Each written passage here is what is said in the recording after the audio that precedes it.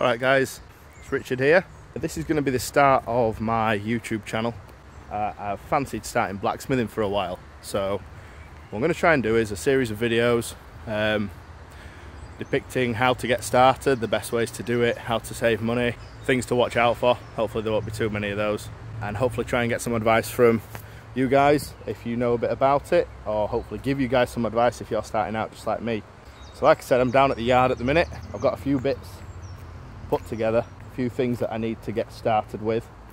Hopefully they'll be the right things. The aim of this is to see how cheaply I can get started. Obviously as we go on there'll be a bit of money spent, but hopefully it's going to be self-sufficient.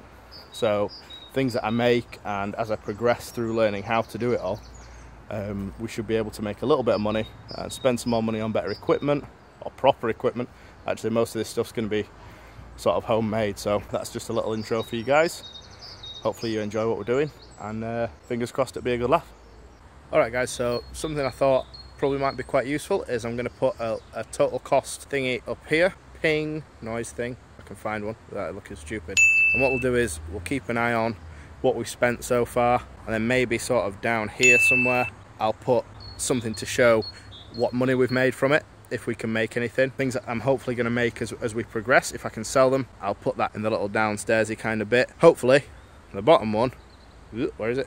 The bottom one will end up bigger than the top one. And that's when we'll be making some money, and we'll have a bit of money to invest in better gear, proper equipment. Exciting times. So as you can see here, these are a few of the bits that I'm going to use to get started with. Obviously you need a way of heating your metal, so you need a forge of some kind. You need something to hit your metal on, so some kind of anvil, which could be this railway track that a good friend of mine had some spare laying around, so I managed to pinch a bit off him. You need a hammer. We've got plenty of hammers lying around here, but you can pick up a hammer for a couple of quid, local DIY shops and things like that. A little bit of an investment. Most people have a hammer, but if not, you can get them fairly cheap. We need, I think that's it. I might be wrong, and I might remember just after. Oh yeah, you need fuel. We're going to start off using wood fuel and see if that gets us where we need to be. This plywood, and that seems to burn pretty well. It seems to burn pretty hot. We'll see how it works. We have our super high-tech method of getting air into our homemade forge, which is this beautiful pink hairdryer. Picked that up from a friend of mine who didn't need it anymore since he cut off all his hair. Dan, why did you do it? There's my grinder. Hopefully I won't be using that too much, because we're trying to do this as cheaply as possible, so we don't want to be having too many power tools involved, because not everyone has power tools. But as you can see, I've started off by emptying and cutting this gas bottle in half. It's been down here for a while. You've got to be careful, because Calor Gas, who own these ones, the gas bottles are technically their property. This one, it was way beyond anything they'd be able to use, so I really don't think they'd mind me using it. You can pick them up from your local tip, your local waste disposal place. Talk to the guys there. They might have a couple that are sort of bashed beyond any kind of reuse, but always be careful. There's another spare one here, I'll just show you what you got to do with it before you can cut it, because obviously these are full of gas, flammable gas, so having a grinder with sparks near them is really, really dangerous. So what you've got to do first, you've got to make sure they're empty. So obviously one that's been used, don't go out and get a brand new one, because you'll just be wasting a load of money emptying the gas out of it. There's valves in there. You press the valve down until it's empty. You get a spanner on this and this valve assembly here, and undo that. Take that out. You'll be left with a hole in the top with a thread in it. And then what you need to do is you absolutely need to fill it with water. Fill the whole thing with water. So once you've got this valve assembly off, fill it with water. You absolutely have to do this. If you start grinding on this without filling it with water and there's some gas left in it, you're going to really, really hurt yourself. Whatever you do, be careful. Leave it overnight, leave it a couple of nights if you can, leave it outside, empty it out, fill it with water again. Just be double safe with this bit, guys, because I'd hate for anyone to hurt themselves trying to do what I'm doing. Okay, so as you can see here, I have cut it in half. A little bit of rust inside. Obviously I filled it with water and left it for a while. Cut it in half, you see all the way through, all the way around. And I've actually deburred this one so the edges aren't too sharp. I think if you look at this one, you'll see, yeah, things like that there, look. Really, really sharp, so be careful with that as well, guys. I'm just going to use this little 115mm oxide flap disc on the grinder just to take these edges off. You can use sandpaper, you can use a file. You know, if you're doing it on a super tight budget and you don't have a grinder or anything like that, just use a file, just use some sandpaper, but take those edges off. You know, if you slip or you're not concentrating, it'll cut you quite badly. Make sure you deburr that one. So I'm going to use this half for the time being, and this is going to be the base of our forge.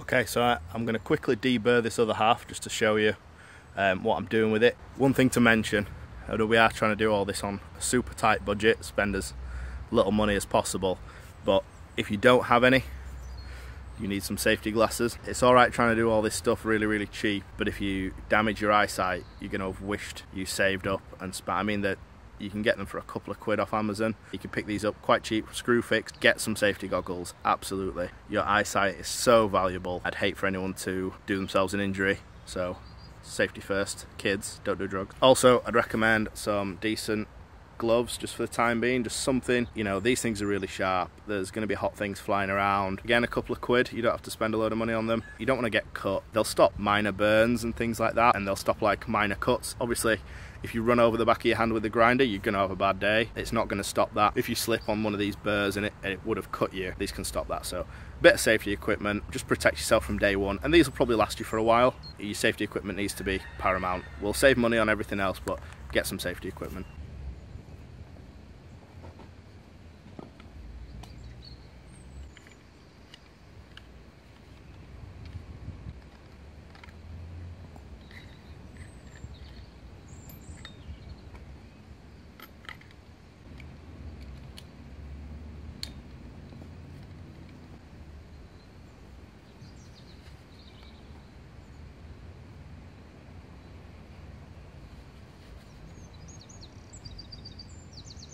Okay, so safety equipment on, got my gloves, got my glasses. If you're using a grinder, keep the guard on it. I know people like to take the guard off, but it's there for a reason. We've got power, we've got safety. Just going to quickly deburr this and hopefully show you the difference once it's finished.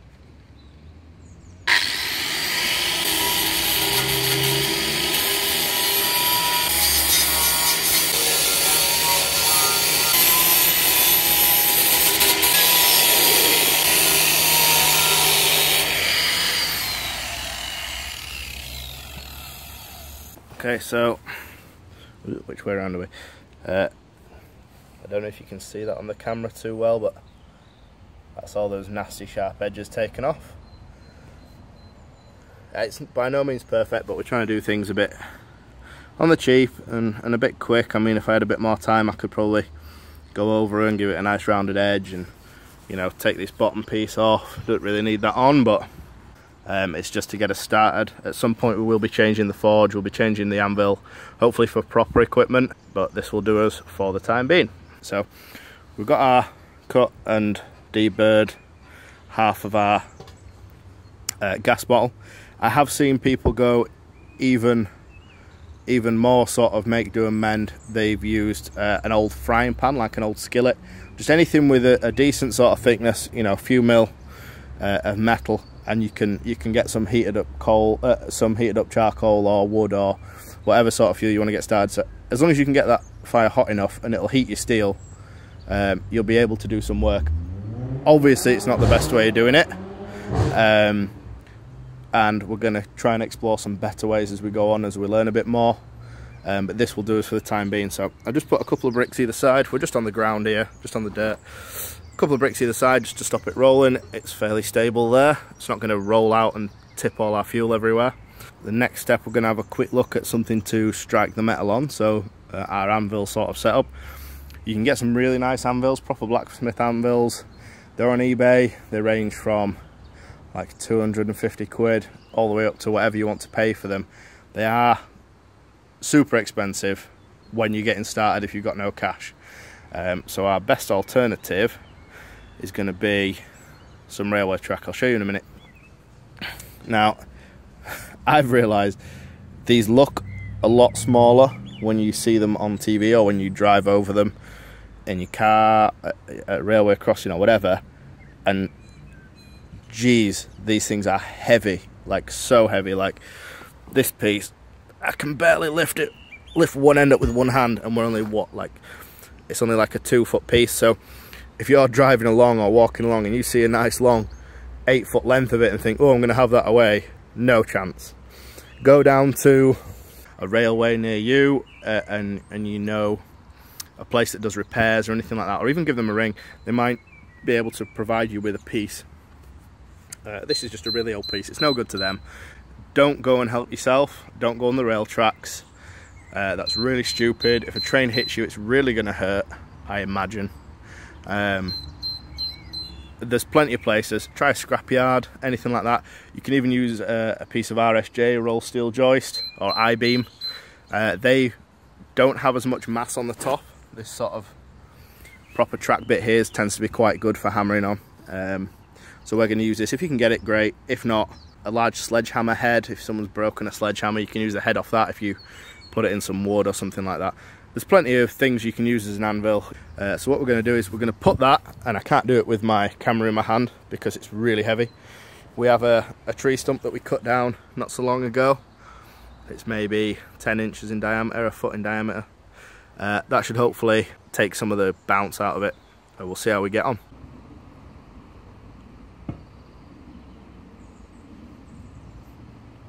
Okay, it's not the most stable thing in the world. Obviously, it shouldn't be on bricks, it should be on a hardwood stump, and probably chained down when you get a proper anvil. We'll go through that if we manage to get hold of one. But it will do us for the time being. Obviously, if we try it out and it's wobbling all over the place, we'll have to do something with it. We'll have to make sure it's safe. Okay, so the next step is we're going to get some fuel in the forge, or our little makeshift forge. We're going to light a little fire in there, and we're going to see how we get it going and if we can get it hot using our super high-tech pink hair dryer. See if we can heat up some steel.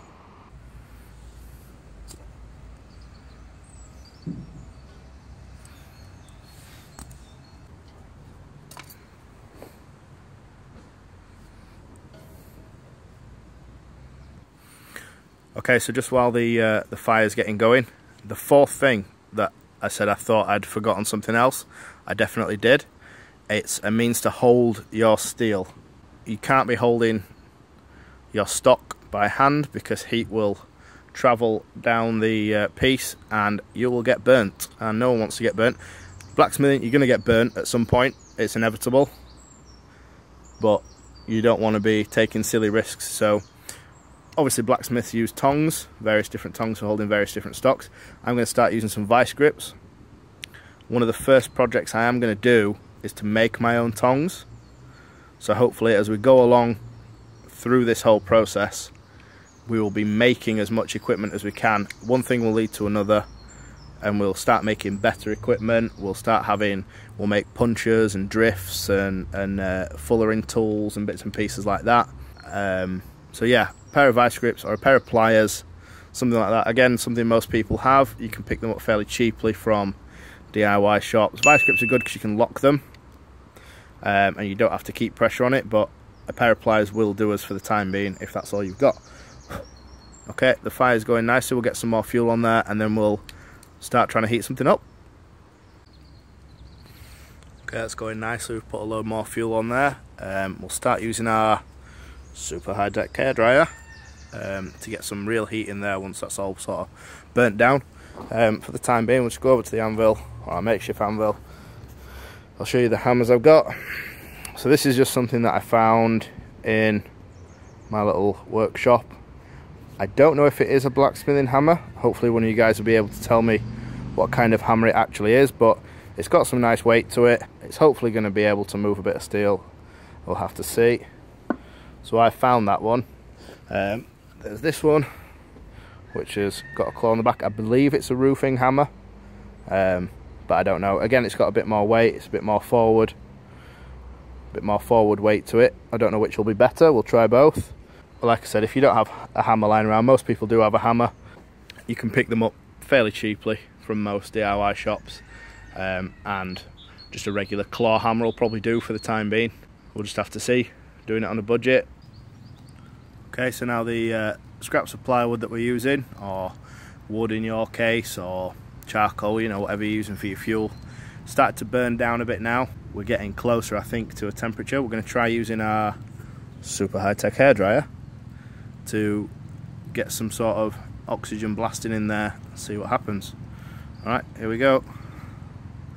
Super high-tech.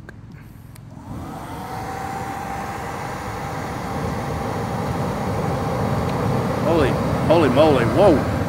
Right, so I can feel the heat coming off that hair. I'm going to have to stand back a bit actually. That's getting really hot. You can see right in the bottom how much it's glowing. Yeah, that's going to work really nicely, I think. Okay, be back in a minute when we're ready to heat up some steel. Right, looking at this now, we've been burning for about 15-20 minutes just to get this burnt down. It's starting to look something like it's supposed to once we get some air on it with the super high-tech hairdryer. We should be able to get up to temperature to heat up this steel. So I'll just show you what I've got here. It's a piece of 10mm square.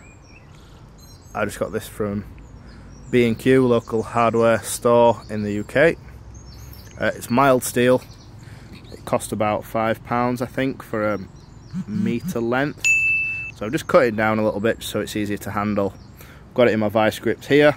Gives me good control over it. Obviously we're going to be heating up this end. You don't have to go out and buy some nice square stock like I've got there. I only bought it because I couldn't find anything else in the time frame that I had to make this video. You can use bits of rebar.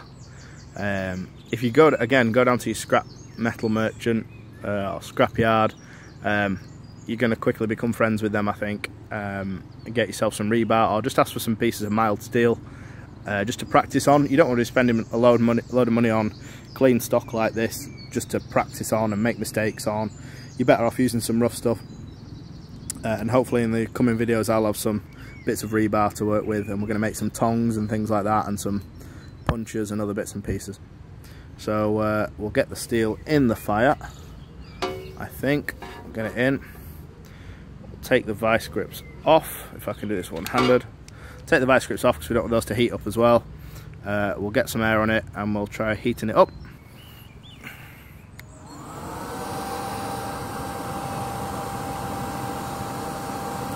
Okay, so I've just piled up the hot fuel to one side around our stock. There's not much point in being down here, plus we need something to sort of nest it in. I'm going to keep the air on it now. See, it's getting nice and hot. Well, can't get much closer with the camera because it's that hot. And I'll bring you back when we're up to temperature, and then we're going to try and hammer on it a bit. Alright guys and girls, so after sort of 5 minutes of getting the air on it and trying to heat it up, we're sort of getting like a dull glow to the end. I'll see if I can show you. I'll just get the grips on the end. I don't know if you can really see that with the camera. It is starting to heat up, but it's as you can see, a lot of our wood has burnt right down, and as I'm blowing on it you can sort of see all the way around here. It's just burning through it so quickly, so I'm going to put a bit more wood on for the time being, get someone to keep an eye on it, and I'm going to nip out and try and get some bits of charcoal or some briquettes, you know, like barbecue stuff, and hopefully they will stay hot and not burn through so quick. So I'll bring you back when I've done that. Alright guys and girls, I'm back. Just been to the local petrol station. They sell all this kind of stuff for barbecuing and stuff like that. Serious about barbecue. Lumpwood charcoal. Hopefully this will give me a bit of a better burn than just this plywood. Save me a bit of time. I know people use coal and charcoal, and to be honest at the moment I don't really know the difference. I will be doing some research into it. If anyone wants to comment and tell me what the differences are or what the benefits are, that'd be great. I'm learning along with you guys, so if I get it wrong I apologise. It's always good to do your own research, but I'll try and help as best we can. We'll see how this works, and we'll try and get this steel heated up and shaped a little bit. Right, so straight away I've put a load of the lumpwood on and it's looking a lot better. Clearly didn't have enough fuel in there. This lumpwood stuff seems to be doing a lot better. Like I say, about £5 bought me a 5 kilogram bag. So it's not that expensive, but it looks like it's probably a good way to go unless you plan on going through a hell of a lot of wood. Another thing I'm noticing is I'm probably going to have to modify our little forgey type thing so that the air goes in underneath. I'm sure probably some of you guys with a bit of experience will have been screaming that at the screen for the last sort of 10-15 minutes, wondering what the hell I'm doing. Also, I burnt the end of our super high-tech piece of pipe, so it's going to have to be steel pipe, I think. I know in a classic forge it's cooled, like a chew iron or something it's called. It's got water cooling in it to stop it melting the end of the pipe, I assume. So I'll try to get this hot. We've got the steel back in there. I'm going to get some more air on it. In fact, I'll do that now. You can see straight away how hot that's getting. So hopefully we'll have the steel heated up soon and we'll get it shaped. Another sort of 5 minutes with the heat. And look at that. It looks like we're about ready to start hammering on it a bit and having a go. So I'll put the camera up so we can see what we're doing at the anvil and we'll give it a crack.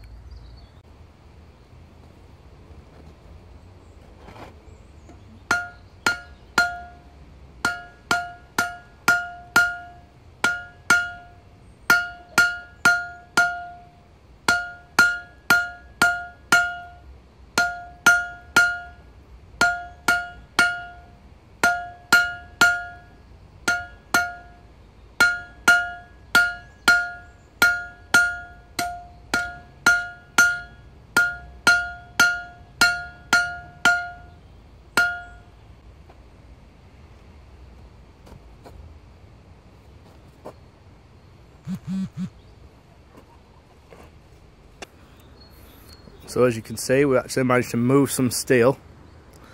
That's not a great deal. I don't want to burn myself because this is still red hot. We're going to go back in our little makeshift forge, because what I want to try and do is forge a square taper on the end of this, and then we'll have a pointy stick, and that'll be a good day's work so far. One pointed stick.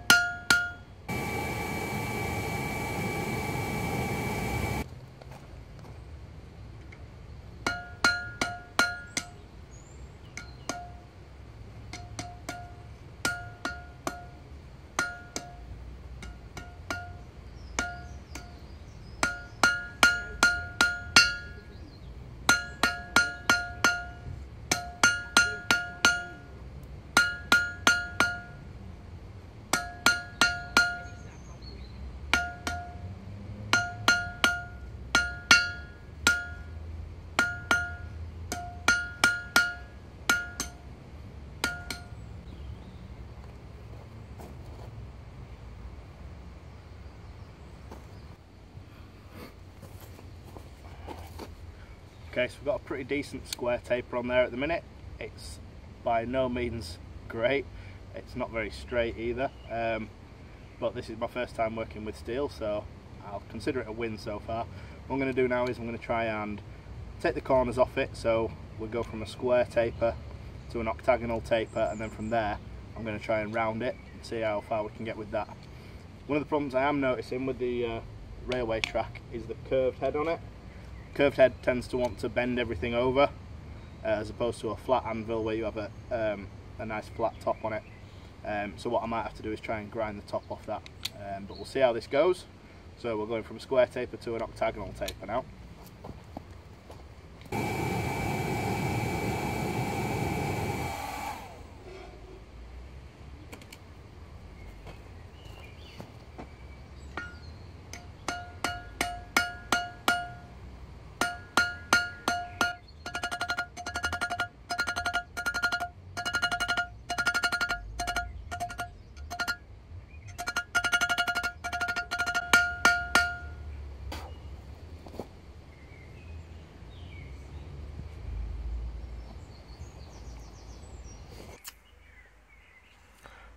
Okay, so I'm sat in my car because rookie YouTube mistake apparently. My phone's run out of battery. I'm just charging it up, so hopefully I'll be able to get some more videos, but I'll just go over what we've done. We've taken a piece of 10mm square stock, we've put a square taper on it, and now we've taken it from a square taper to an octagonal taper, and then from there, just as my phone's run out of battery, I've hammered it round, and it's not looking too bad actually, so I'll get that on camera once we've charged up a bit. What I'm now going to do is I'm going to have a bit of a mess around with another spare piece of stock that I've got.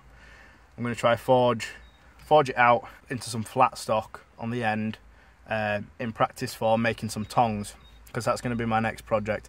We're going to stop using the vice grips, we're going to get some tongs, but we're going to make them. I'll try and make them out of rebar or something that you can find fairly cheap, so we're not spending much money. So yeah, hopefully I'll be able to bring you back when we've got some more battery. Silly mistake. Let's keep forging. Okay guys and girls, I managed back with a little bit more battery, and here we have my second piece of steel, which I'm flattening out into a taper to get the right shape for a tong. Anyone let me know if that is the right shape for a tong? It kind of looks right to me, so I'm going to go for it. We've also got our taper now, which is quite long. It's not far off straight, but it's slightly rounded, so I'm happy with that as well. What I am noticing I'm having to do an awful lot is sit here with our super high-tech hairdryer and stand here blowing onto the forge, and it's meaning I'm spending a lot of time here when I could be leaving one piece in, leaving the blower on, and working on the other piece, so it is wasting a lot of time. So what I'm going to try and do is I'm going to have a look round. There is some pipe around here somewhere. I'm going to try and see if I can find a piece. Okay, so I found a piece of pipe. It's a piece of old steel scaffolding pipe. Obviously it's way too long, disappears off into the distance down there. So I'm going to cut myself a decent section and see if we can use this for what we want to use it for. Oh yeah, superior technological advancements. I'm not sure whether it's working. It kind of is. I think probably what I'm going to have to do, I'm going to have to cut a bit out of this section and have it so it comes in straight, laying on the floor. But for the time being, oh my god! Okay, maybe this is more dangerous than useful. Back to the drawing board. Okay, so it stopped trying to kill me now. And it actually looks like it's working pretty well. Obviously this isn't a great setup because, well, it's not a great setup. So I'm going to have to do some grinding down here. But we'll probably do that in the next video. I think I'm probably going to call it a day there, guys. We've done a lot. We've made a little forge. We've sorted out a little anvil. We've got some metal heated up and we've given it a shape. I think we've done a fair amount, so I think that's it for today.